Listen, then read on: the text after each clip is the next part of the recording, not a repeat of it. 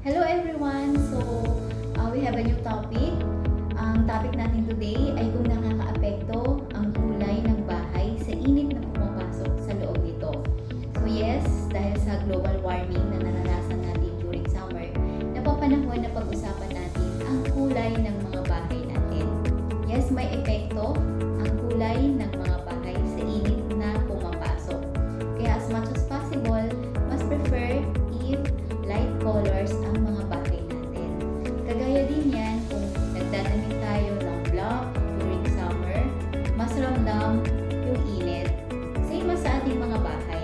Kaya recommended natin na use light colors, white base as much as possible.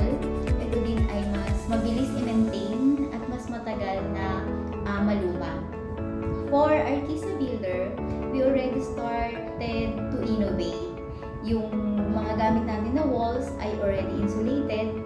We have already video for that. And yung mga roof naman natin ay already white colors. So, sa mga paint naman, sa mga manufacturer ng mga paint, they already innovate also sa mga products na nagde-deflect ng init ng araw. So, just like